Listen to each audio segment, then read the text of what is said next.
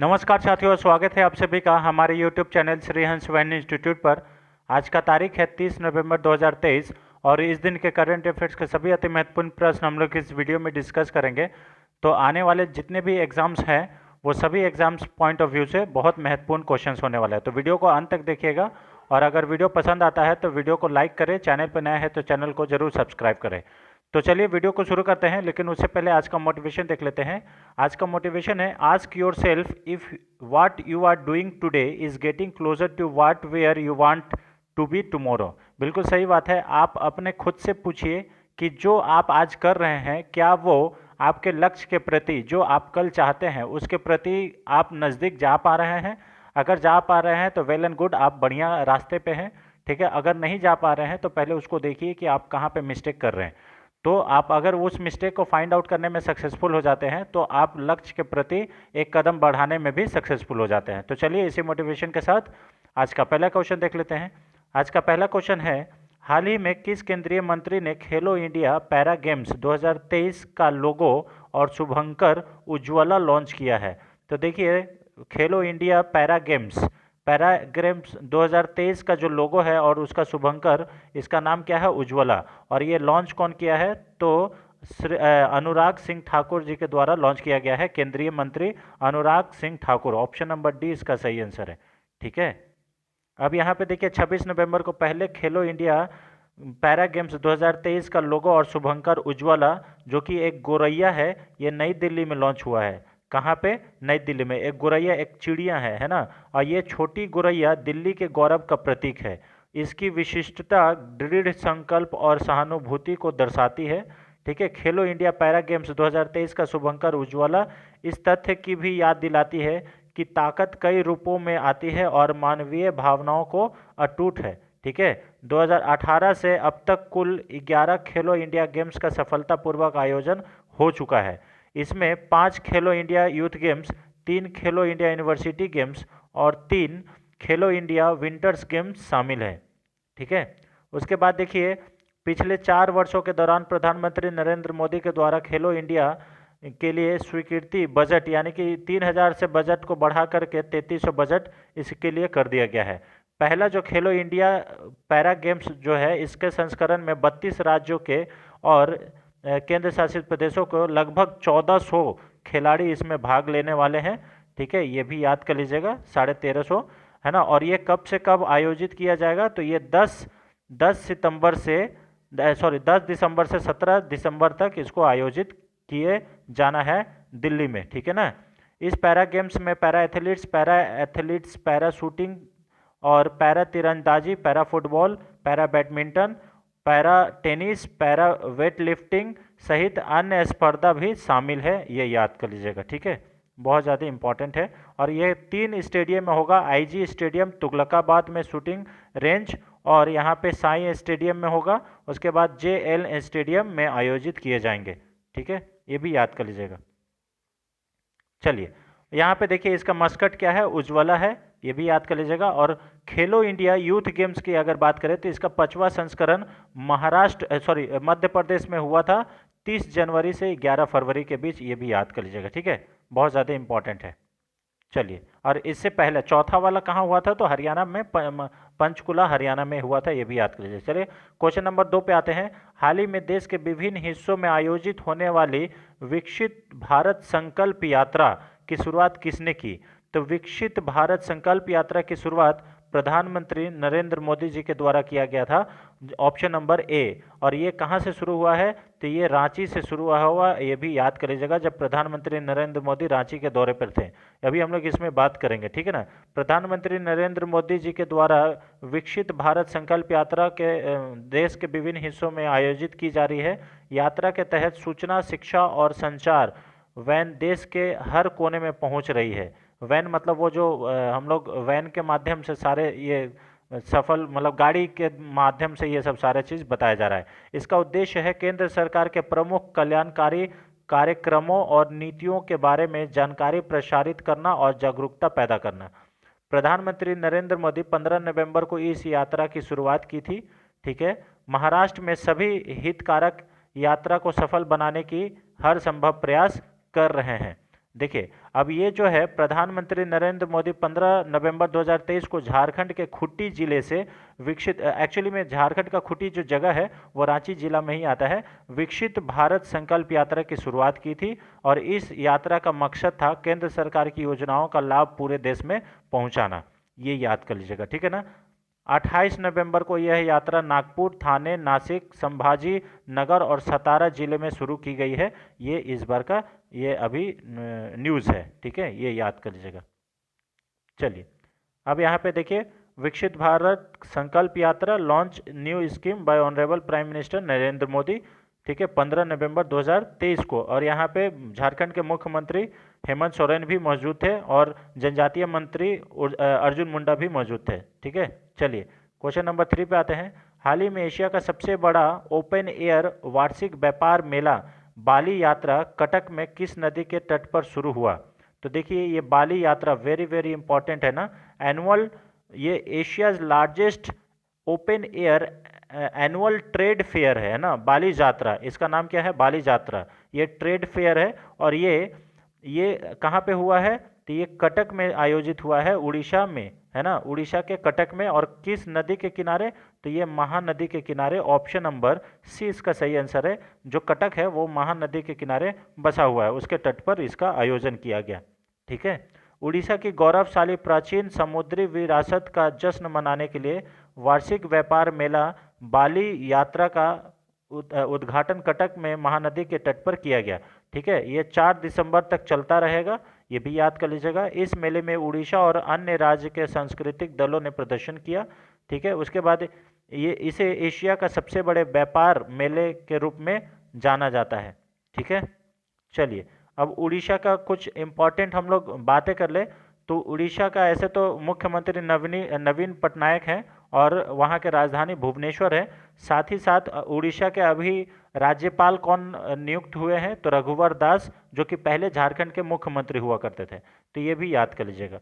उड़ीसा की ज्ञान परंपराएं एक भविष्यवाणी रूपरेखा पर कार्यशाला भी आयोजित की गई थी। मुख्यमंत्री मक्का मिशन ये उड़ीसा राज्य के द्वारा शुरू किया गया है।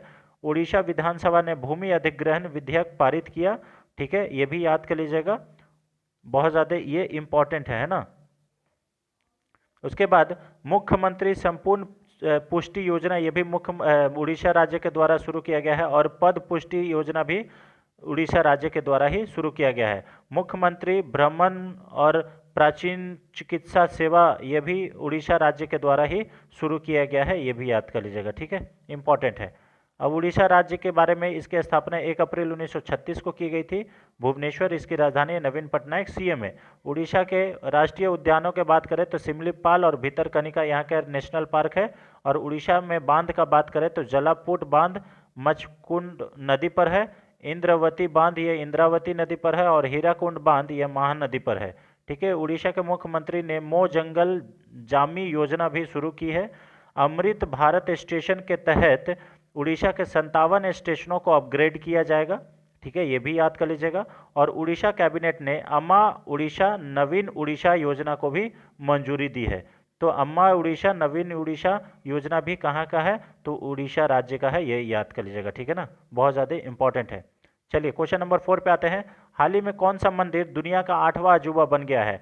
तो कौन सा मंदिर बना है? तो ये बना है ओंकार वाट का मंदिर। ये कंबोडिया में स्थित है, ये भी याद कर लीजिएगा, कंबोडिया में, ये कंबोडिया में स्थित है। भगवान विष्णु का समर्पित है ये अंकोर वाट का मंदिर। ऑप्शन नंबर ये ए इसका सही आंसर है। अंकोर वाट का मंदिर कंबोडिया में है ना। और ये 8वां अजूबा, दुनिया का 8वां अजूबा बन गया है। दक्षिण पूर्व एशिया के सबसे महत्वपूर्ण पुरातत्व के स्थलों में से एक माना जाता है, जो कि कंबोडिया के उत्तरी प्रांत में स्थित है, ठीक है।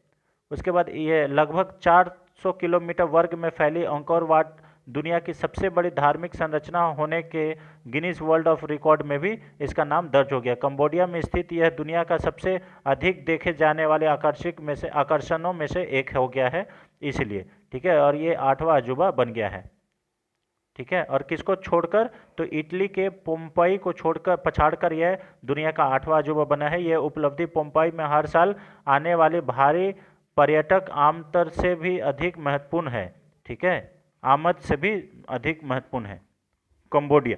ठीक है। अंकोर वाट का निर्माण, ये अंकोर वाट का निर्माण 12वीं शताब्दी में राजा सूर्यवर्मन द्वितीय के द्वारा किया गया था। ये भी याद कर लीजिएगा, ये पूछा जा सकता है। और यह मूल रूप से हिंदू भगवान विष्णु को समर्पित है, ये भी याद कर लीजिएगा ना, बहुत ज़्यादा इंपॉर्टेंट है। हालांकि समय के साथ यह बौद्ध मंदिर में बदल गया। हिंदू धर्म से बौद्ध धर्म में परिवर्तित मंदिर की दीवारों पर सजी जटिल नक्शली में स्पष्ट है कि जो हिंदू और बौद्ध पारंपरिक कथाओं के दृश्य को दर्शाता है। ठीक है, ये ज़्यादातर ये हम लोग जानते हैं कि अंकोर वाट का जो मंदिर है वो भगवान विष्णु को समर्पित है, ये याद कर लीजिएगा, इंपॉर्टेंट है ना। चलिए अब कुछ हम लोग मंदिर के बात करें। टेम्पल्स ऑफ इंडिया, अक्षरधाम ये नई दिल्ली में है।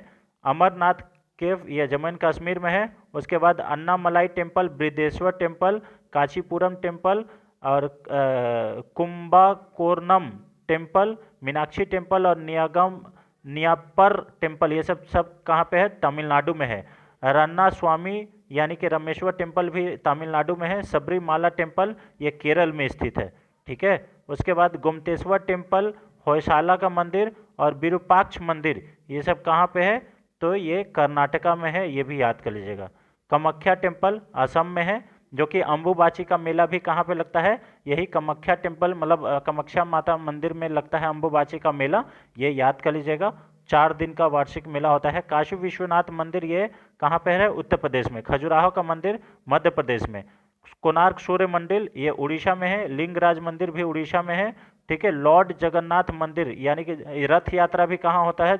उड़ीसा में होता है। सांची का स्तूप ये मध्य प्रदेश में है, ये याद कर लीजिएगा। ठीक है, इंपॉर्टेंट है। यही है हमारा वो क्या बोलते हैं अभी जो 8वां अजूबा बना है वो मंदिर, ठीक है ना, अंकोर वाट का मंदिर, जो कि कंबोडिया में स्थित है, ये याद कर लीजिएगा। चलिए क्वेश्चन नंबर 5 पे आते हैं। हाल ही में अंतर्राष्ट्रीय जगुआर दिवस 2023 कब मनाया गया है? तो ये मनाया गया है 29 नवंबर को। ऑप्शन नंबर सी इसका सही आंसर है, अंतर्राष्ट्रीय जगुआर दिवस। ऑप्शन नंबर सी इसका सही आंसर है। ठीक है, 29 नवंबर को विश्व स्तर पर अंतर्राष्ट्रीय जगुआर दिवस मनाया जाता है। ठीक है, यह दिन सरकारों, संगठनों और व्यक्तियों के नेतृत्व में कई संरक्षण प्रयासों की ओर ध्यान आकर्षित करने के लिए मनाया जाता है। इन दिवस से पहलों का उद्देश्य जगुआर प्रजातियों के प्राकृतिक आवाज़ों के विस्तार का समर्थन करके उनके विकास और संरक्षण को बढ़ावा देना है। 2018 में अंतर्राष्ट्रीय जगुआर दिवस की कल्पना पैंथेरा वन्यजीव संरक्षण सोसाइटी और विश्व वन्यजीव कोष ने यूएनडीपी और वैश्विक पर्यावरण सुविधा के सहयोग से की गई थी 2018 में, ये याद कर लीजिएगा। ठीक है, 1973 में जगुआर को वन्य जीव और वनस्पतियों के लुप्तप्राय प्रजातियों में अंतर्राष्ट्रीय व्यापार पर कन्वेंशन में एक लुप्तप्राय प्रजाति के रूप में वर्गीकृत किया गया था, यानी कि एंडेंजर्ड कैटेगरी में इनको रखा गया था 1973 में। ठीक है, अब हम लोग इस महीना का आज लास्ट है, तो इसको हम लोग एक बार फिर से रिवीजन कर लेते हैं इंपॉर्टेंट दिवस, क्योंकि आपको भी मालूम होगा कि ये सब दिवस जो है वो किसी न किसी एग्जाम्स में पूछे जाते हैं। जैसे विश्व शाकाहारी दिवस 1 नवंबर को मनाया जाता है। ऑल सेंट्स डे ये भी 1 नवंबर को मनाया जाता है। कर्नाटक का राज्य उत्सव ये भी 1 नवंबर को मनाया जाता है। ऑल सोल्स डे 2 नवंबर को मनाया जाता है। परुमाला पेरुनलन दिवस 2 नवंबर को ही मनाया जाता है। विश्व जेलीफिश दिवस और विश्व सैंडविच दिवस ये 3 नवंबर को मनाया जाता है। विश्व सुनामी जागरूकता दिवस ये 5 नवंबर को मनाया जाता है। राष्ट्रीय नाचोस दिवस ये 6 नवंबर को मनाया जाता है। युद्ध और सशस्त्र संघर्ष में पर्यावरण के शोषण को रोकने के लिए अंतर्राष्ट्रीय दिवस ये 6 नवंबर को मनाया जाता है। उसके बाद शिशु संरक्षण दिवस, राष्ट्रीय कैंसर जागरूकता दिवस और सीवी रमन का जयंती ये 7 नवंबर को मनाया जाता है। उसके बाद राष्ट्रीय आयुर्वेद दिवस 8 नवंबर को मनाया जाता है। विश्व रेडियोग्राफी दिवस ये भी 8 नवंबर को मनाया जाता है। राष्ट्रीय कानूनी सेवा दिवस और विश्व उपयोगिता दिवस ये दोनों 9 नवंबर को मनाया जाता है। राष्ट्रीय शिक्षा दिवस 11 नवंबर को मनाया जाता है। युद्ध विराम दिवस स्मरण दिवस 11 नवंबर को मनाया जाता है। और निमोनिया दिवस, विश्व निमोनिया दिवस ये 12 नवंबर को मनाया जाता है। विश्व दयालुता दिवस 13 नवंबर को मनाया जाता है। और इस बार का थीम क्या है? तो जहां भी संभव हो वहां दयालु बने, ये 2023 का थीम है। अंतर्राष्ट्रीय विज्ञान और शांति सप्ताह ये कब से कब मनाया जाता है? तो 5 नवंबर से 15 नवंबर तक, 9 नवंबर से 15 नवंबर तक अंतर्राष्ट्रीय विज्ञान और शांति सप्ताह मनाया जाता है। बाल दिवस 14 नवंबर को, विश्व मधुमेह दिवस भी 14 नवंबर को ही मनाया जाता है। विश्व बिरसा मुंडा जयंती या झारखंड का स्थापना दिवस ये 15 नवंबर को मनाया जाता है। अंतर्राष्ट्रीय सहिष्णुता दिवस ये 16 नवंबर को मनाया जाता है। राष्ट्रीय प्रेस दिवस ये भी 16 नवंबर को मनाया जाता है। विश्व दर्शन दिवस ये 16 नवंबर को मनाया जाता है। अंतर्राष्ट्रीय छात्र दिवस और राष्ट्रीय मिर्गी दिवस ये 17 नवंबर को मनाया जाता है। उसके बाद विश्व क्रॉनिक ऑब्स्ट्रक्टिव पल्मोनरी डिजीज दिवस ये 17 नवंबर को ही मनाया जाता है। विश्व शौचालय दिवस ये 19 नवंबर को मनाया जाता है। विश्व बाल दिवस ये 20 नवंबर को मनाया जाता है। विश्व मत्स्य पालन दिवस ये 21 नवंबर को मनाया जाता है। और इसी दिन 21 नवंबर को ही विश्व टेलीविज़न दिवस भी मनाया जाता है। महिलाओं के खिलाफ हिंसा उन्मूलन के लिए अंतर्राष्ट्रीय जो दिवस है ये 25 नवंबर को मनाया जाता है। उसके बाद राष्ट्रीय दुग्ध दिवस ये 26 नवंबर को मनाया जाता है। संविधान दिवस ये भी 26 नवंबर को मनाया जाता है। और अंतर्राष्ट्रीय जगुआर दिवस ये 29 नवंबर को मनाया जाता है। ठीक है, तो कुछ इंपॉर्टेंट नवंबर के भी दिवस याद कर लीजिएगा फ्रेंड्स। और अगर हमारा ये प्रयास आपको अच्छा लगता है तो वीडियो को ज़्यादा से ज़्यादा शेयर करें, हमारा सपोर्ट करें। ठीक है, चलिए क्वेश्चन नंबर 6 पे आते हैं। हाल ही में किस केंद्रीय मंत्री ने वाराणसी में दूसरे फ्लोटिंग सीएनजी स्टेशन का उद्घाटन किया? तो फ्लोटिंग सीएनजी है ना, फ्लोटिंग सीएनजी जो है इसका उद्घाटन किसके द्वारा किया गया है? तो ये जो महुआ के मिनिस्टर हैं हरदीप सिंह पुरी के द्वारा किया गया है, हरदीप सिंह के द्वारा। ठीक है ना, ये ministry of housing and urban affairs के मिनिस्टर हैं, इन्हीं के द्वारा वाराणसी में, उत्तर प्रदेश के वाराणसी में फ्लोटिंग सीएनजी, दूसरा फ्लोटिंग सीएनजी स्टेशन का उद्घाटन किया गया है। ऑप्शन नंबर सी इसका सही आंसर है। ठीक है ना, देखिए हरदीप सिंह पुरी ने वाराणसी के दूसरे फ्लोटिंग सीएनजी स्टेशन का उद्घाटन किया। ठीक है, प्राकृतिक और पेट्रोलियम और प्राकृतिक गैस मंत्री भी हैं ये, और महुआ मिनिस्ट्री भी हैं, ये भी याद कर लीजिएगा। ने रविदास घाट पर वाराणसी के दूसरे फ्लोटिंग ये सीएनजी स्टेशन का उद्घाटन किए। और पहला जो तैरता हुआ सीएनजी स्टेशन था वो नमो घाट पर स्थित है, वो भी वाराणसी में ही है, ये भी याद कर लीजिएगा। इसे जो गेल यानी कि gas authority of India limited के द्वारा विकसित किया गया है, ये याद कर लीजिएगा। और ये स्वच्छ और अधिक टिकाऊ ऊर्जा समाधानों को बढ़ावा देने के लिए एक महत्वपूर्ण कदम होगा। ठीक है, तो गेल के द्वारा इसको विकसित किया गया है, ये याद कर लीजिएगा। ठीक है, विश्व स्तर पर रविदास घाट पर नई सीएनजी मोबाइल रिफ्यूलिंग यूनिट अपनी तरह की पहली है और इसकी क्षमता प्रतिदिन 300 से 400 नावों की आपूर्ति करता है। यानी कि ये सीएनजी से चलने वाले जो नाव है वो। अब उत्तर प्रदेश की बात करें तो मुख्यमंत्री योगी आदित्यनाथ है, राजधानी लखनऊ है, स्थापना की तारीख 24 जनवरी 1950 और यहाँ के गवर्नर आनंदीबेन पटेल है, ये याद कर लीजिएगा। ठीक है, इंपॉर्टेंट है। यहाँ पे देखिए उत्तर प्रदेश के कुछ important current affairs. Uttar Pradesh ने 25 नवंबर को नो नॉनवेज दिवस घोषित किया है। 25 नवंबर को यूपी ने भारत के पहले दूरसंचार उत्कृष्टता केंद्र की घोषणा की है।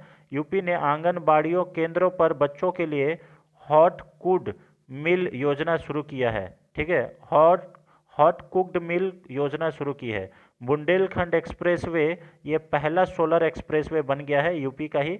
महिलाओं की सुरक्षा सुनिश्चित करने के लिए यूपी ने सेफ्टी सिटी परियोजना शुरू की है। यूपी ने हर बच्चे के लिए हर अधिकार अभियान शुरू किया है। अयोध्या दीपोत्सव 2023 में 22,30,000 दिया जलाकर विश्व रिकॉर्ड बनाया गया, गिनीज वर्ल्ड रिकॉर्ड में नाम दाखिल किया गया। ठीक है, उत्तर प्रदेश राज्य सरकार द्वारा गाय जनगणना कराएगी, ये ऐसा कहा गया है। ठीक है, सीएम पुष्कर सिंह धामी ने यूपी में 10 दिवसीय उत्तराखंड महोत्सव का उद्घाटन किया है। जबकि सीएम पुष्कर धामी जो है उत्तराखंड के सीएम है, लेकिन ये जो 10 दिवसीय उत्तराखंड महोत्सव है ये यूपी में आयोजित किया गया था, ये भी याद कर लीजिएगा। ठीक है, चलिए क्वेश्चन नंबर 7 पे आते हैं। हाल ही में 4 दुर्लभ बीमारियों के लिए जेनेरिक दवाएं लॉन्च की गई है, निम्नलिखित में से कौन सा उनमें से एक दवा नहीं है? तो देखिए वो दवा कौन सा नहीं है, तो वो दवा है मैपल सिरप यूरिन डिजीज़। बाकी ये तीनों डिजीज़ के लिए दवा लॉन्च की गई है, ये याद कर लीजिएगा, लेकिन मैपल सिरम यूरिन डिजीज़ नहीं है। ऑप्शन नंबर सी इसका सही आंसर है।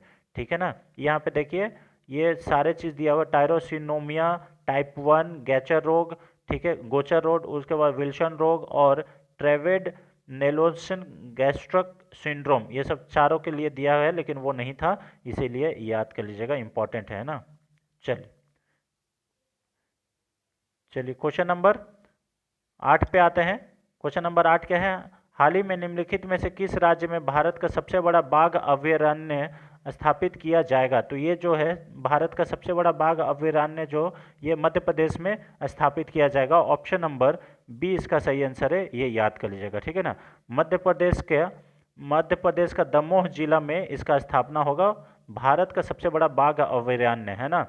एक महत्वपूर्ण विकास के तहत मध्य प्रदेश का दमोह जिला देश का सबसे बड़ा बाघ अभयारण्य का घर बनने जा रहा है।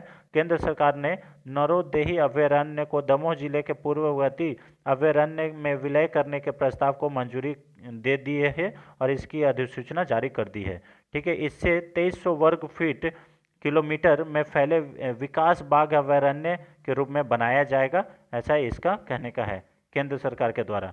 और अभी देखिए नया बाघ अभयारण्य क्षेत्र की बाघ आबादी के लिए एक सुरक्षित आश्रय प्रदान करेगा जो कि वर्तमान में 16 है, ये याद कर लीजिएगा, इंपॉर्टेंट है, ठीक है ना। चलिए क्वेश्चन नंबर 9 पे आते हैं। हाल ही में केंद्रीय मंत्री श्री पुरुषोत्तम रूपाला के द्वारा बुनियादी पशुपालन सांख्यिकी रिपोर्ट जारी की गई है। इस रिपोर्ट के अनुसार भारत में अंडे का सबसे बड़ा उत्पादक राज्य कौन सा है।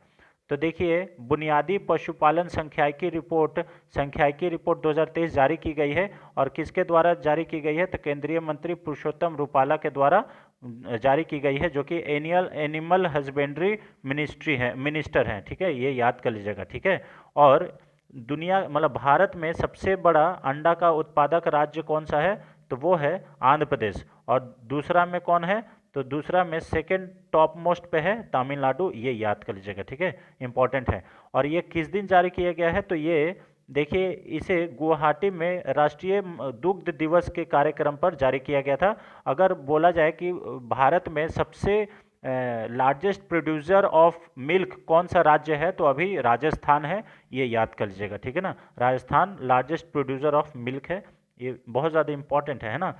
बुनियादी पशुपालन सांख्यिकी रिपोर्ट 2023 दूध, अंडा, मांस और ऊन उत्पादन 2023-22 पर पशु एकीकृत नमूना सर्वेक्षण मार्च 2022 से फरवरी 2023 पर आधारित है, ठीक है। बुनियादी पशुपालन सांख्यिकी रिपोर्ट के मुख्य बिंदु कौन कौन सा है, तो ये पहला बिंदु है 2022-23 के दौरान कुल दूध उत्पादन 230.58 मिलियन टन होने का अनुमान लगाया गया है। पिछले 5 वर्षों में इसमें 22.81% की वृद्धि देखी गई है और 2022-23 के दौरान कुल दूध उत्पादन में 15.72% हिस्सेदारी के साथ उत्तर प्रदेश सबसे अधिक दूध उत्पादक राज्य था, इसके बाद राजस्थान था। लेकिन अभी एट प्रेजेंट में राजस्थान हो गया है और कौन हो गया है, फिर उसके बाद उत्तर प्रदेश है सेकेंड नंबर पे, ठीक है। मध्य प्रदेश इतने परसेंट के साथ तीसरे नंबर पर है, गुजरात तो है ये चौथे स्थान पर है और आंध्र प्रदेश 5वें स्थान पर है, ये याद कर लीजिएगा, ठीक है। उसके बाद 2022-23 के दौरान कुल अंडा उत्पादन वाला जो है ये 138.38 मिलियन होने का अनुमान है। पिछले 5 वर्षों में इसमें 33.31% की वृद्धि देखी गई है। कुल अंडा उत्पादन में 20.13% हिस्सेदारी के साथ आंध्र प्रदेश सबसे अधिक अंडा उत्पादक राज्य है, इसके बाद तमिलनाडु है, फिर तेलंगाना है, फिर पश्चिम बंगाल है और फिर कर्नाटक है, ये याद कर लीजिएगा, ठीक है। इसमें बहुत सारा चीज़ दिया हुआ है, इसे थोड़ा सा आप लोग इस रिपोर्ट को देख लीजिएगा, है ना, इंपॉर्टेंट है। चलिए आज का last question friends, question number 10, हाल ही में किस केंद्रीय मंत्री ने 28 नवंबर 2023 को विज्ञान भवन नई दिल्ली में लिंग समावेशी संचार पर मार्गदर्शिका लॉन्च की है। तो लिंग समावेशी संचार पर मार्गदर्शिका भारत की यूनियन मिनिस्टर स्मृति ईरानी के द्वारा लॉन्च किया गया है। ऑप्शन नंबर सी इसका सही आंसर है। और ये जो है महिला एवं बाल विकास मंत्री भी हैं, ये भी याद कर लीजिएगा।